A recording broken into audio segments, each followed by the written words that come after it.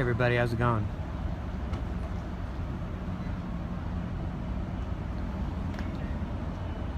So I'm outside Victory Lane at Phoenix International Raceway. I cannot get in. I was pretending to be in. Chain link fence is closed up, but there it was. Joey Logano was here a little bit earlier. I think he won that, maybe. Did they give that to him? It's kind of sweet.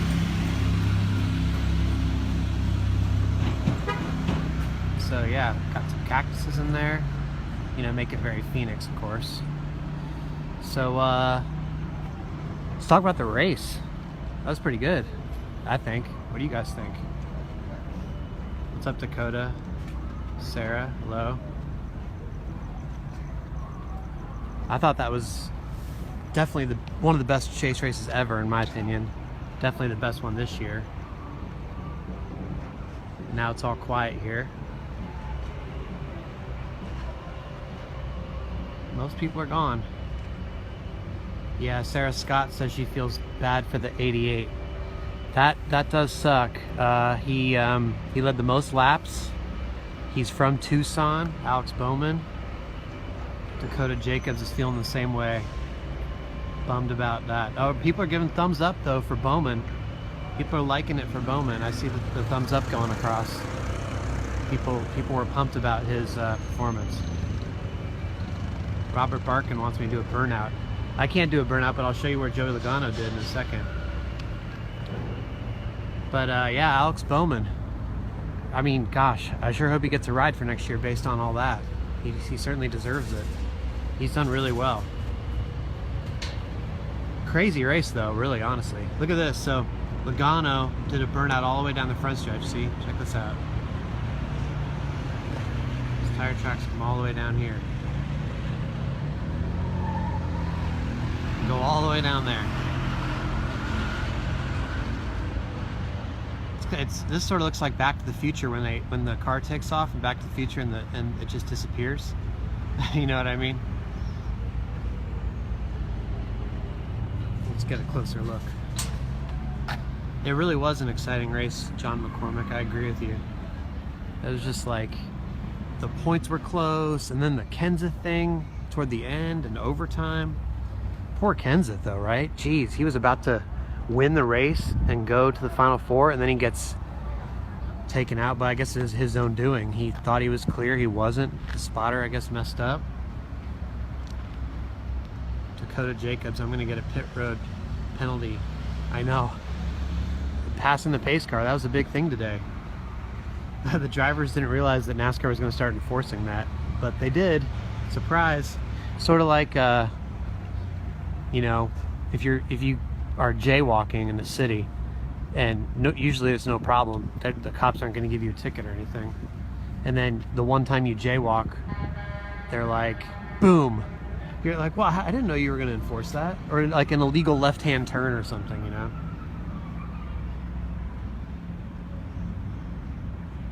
So peaceful out here now. It's really nice weather this weekend. NASCAR kind of lucked out, at least compared to last year. Last year this was rain shortened and miserable. You guys like this track? Is it a good track for you guys to watch?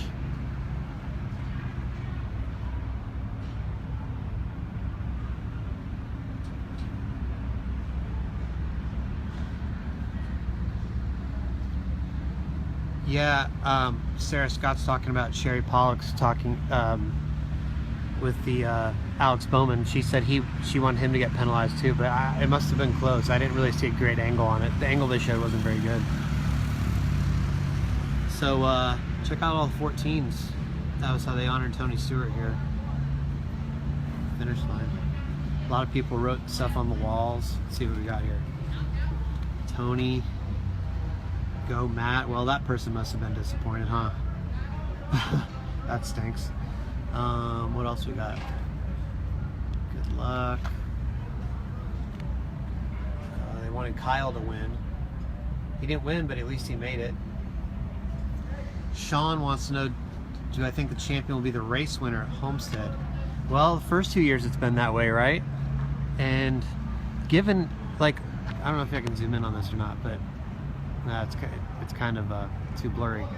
But like, seriously, talk about guys rising to the occasion.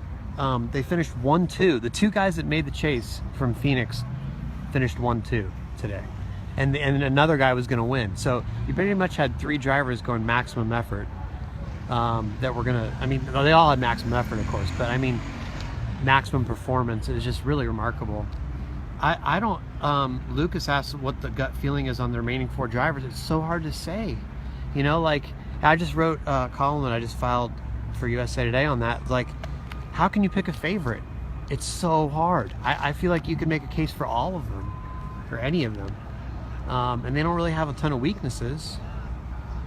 I think they're going to be sitting up there at the press conference stage, and they're going to look around and think, wow, there's a lot of good people here.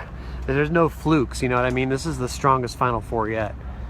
It's going to be interesting with, obviously you have Jimmy going for his 7th title. Kyle is going for his 2nd in a row. Logano and Edwards both could easily be champions. I think Logano's going to win a lot of titles in his career. So Sarah Scott's rooting for the 48. I think a lot of people are going to be split on that. I think some people, I asked people to tweet up today, and I said, raise your hand if you want the 48 to win. I'd say maybe about 30 to 40% raised their hand, and the rest of them said no, they did not want him to win the title. So see up there, that's the media center. My colleagues are still working up there, typing away. And here is the press box, but nobody really goes up there because there's no tunnel, so you can't really get to it very easily. You have to walk up through the stands and stuff. It's really old school. So everybody just kind of sits down here. Yep. Crazy, you guys. One race left. Wow. Pretty nuts. I'm happy that the chase got a good race today, though. You know, it's kind of like, man, this is just, I don't know, there wasn't too much to talk about a lot of this year in the chase.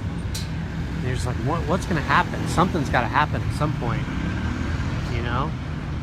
Finally. By the way, if you're just joining, I'm Jeff Gluck from USA Today Sports, and I'm at Phoenix International Raceway, where Joey Logano won. Kyle Busch finished 2nd, so they made the final 2 chase spots. They are joining Carl Edwards and Jimmy Johnson in the championship race at Homestead next week. So it's all quiet here now. Got like a full moon or something.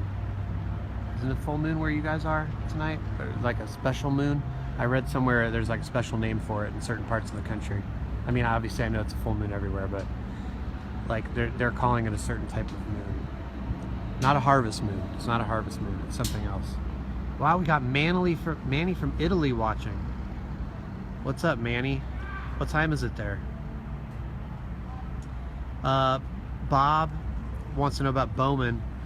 Bob, Bowman said that, you know, he thinks that maybe Kenseth wasn't ready for the line he was taking, and Kenseth pretty much admitted that he cut down on him and thought he was clear, and he wasn't. So definitely not Bowman's fault. Oh, so John McCormick said it's a super moon. Okay, maybe that's what they're calling it. Lucas thinks that Jimmy Johnson would have definitely earned his spot with Earnhardt and Petty. See, some of the people that tweet up said they couldn't really accept that, so that's kind of interesting. We've got Lee from Belize. Hello, Lee. Oh, Beaver Moon. Okay, that's what I heard it called. Yeah, Bob says it's a Beaver Moon. Now, why are they calling it a Beaver Moon? What's the deal behind that? Somebody let me know.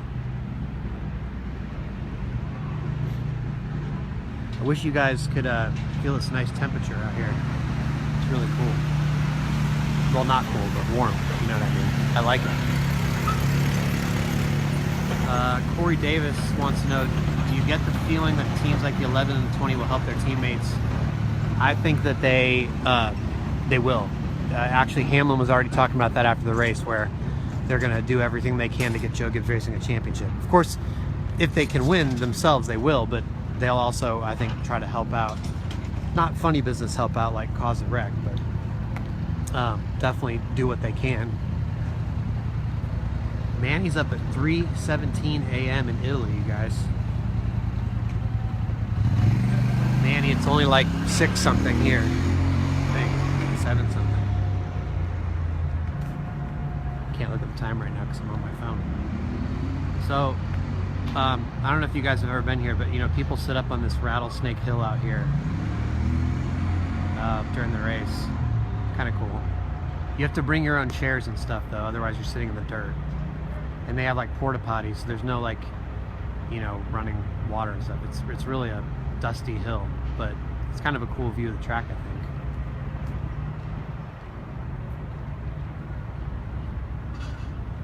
Ooh, the modifieds race here. Yeah, that could be cool. It's a long trip though, huh? For a lot of those East Coast type guys. Wow. It's kind of crazy to think this time a week from now, we will probably know the 2016 NASCAR champ. These pit crews leave behind a lot of trash, don't they?